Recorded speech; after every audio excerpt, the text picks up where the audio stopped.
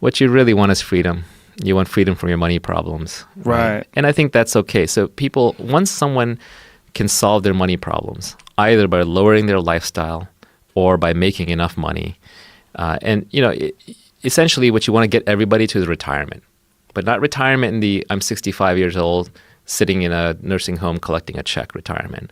It's a different definition. Retirement is when you stop sacrificing today for some imaginary tomorrow. Okay. Yes. When today is complete in and of itself, you're retired. Yeah. And so how do you get there? Well, one is you can have so much money saved up that just your passive income off of that without you having to lift a finger covers your burn rate. Keep your burn rate low, right? Mm-hmm. A second is you just drive your burn rate down to zero. You become a monk.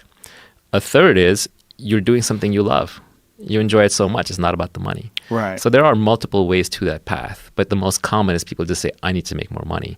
And the kind of wealth creation that I talk about is about creating timeless principles and adapting yourself so that making money won't be an issue.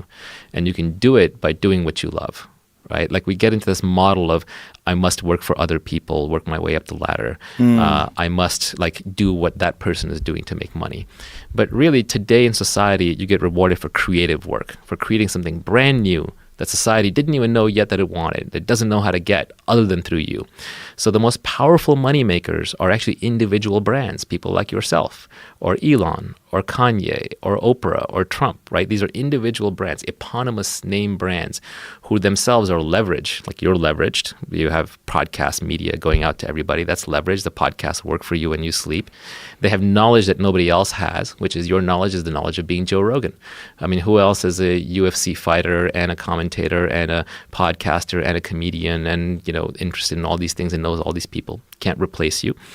So we have to pay you what you're worth. And who has I never fought in the UFC though. Can't say I'm a Oh, you UFC didn't? fighter. Okay, sorry. Or you're whatever. You're involved in that whole scene. You just have a unique set of skill sets. So because of this unique, what I call specific knowledge, because of the accountability that you have with your name, because of the leverage that you have through your media, you're a money making machine. I'm sure at this point I could make you start over tomorrow, wipe out your bank account, you'd be rich again in no time because you have all the skill sets. So once people have those skill sets, and the beauty is the way you've done it is you don't have any competition. There's no substitution. If Joe Rogan were to disappear off the air tomorrow, it's not like random podcaster number 12 would step in and fill that thing. No, it's just gone. So the way to get out of that competition trap is actually to be authentic. The way to retire is actually to find the thing that you know how to do better than anybody. And you know how to do that better than anybody because you love to do it. No one can compete with you if you love to do it. Be authentic and then figure out how to map that to what society actually wants. Apply some leverage, put your name on it so you take the risks, but you gain the rewards. Have ownership and equity in what you do and then just crank it out.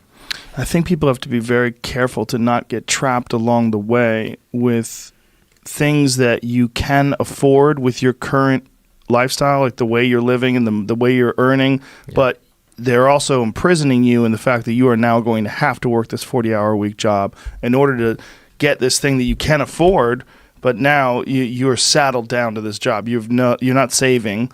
You're not putting things in a good place, and you're working for these things. Yeah. Working for things as rewards is a real trap that a lot of people fall into. It's the biggest one. Nassim Taleb also says that there are two great addictions: heroin and a monthly salary. Right, and that's why you can't get rich renting out your time, because even when you start charging more and more for your time, it's this slow upgrade loop, and then you upgrade your house at the same time, you upgrade your car at the same time, you move in the neighborhood.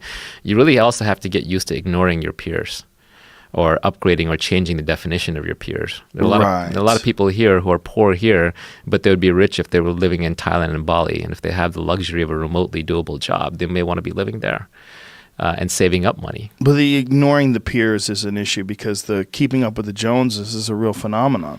Yeah, envy makes the world go round. Right? Yeah.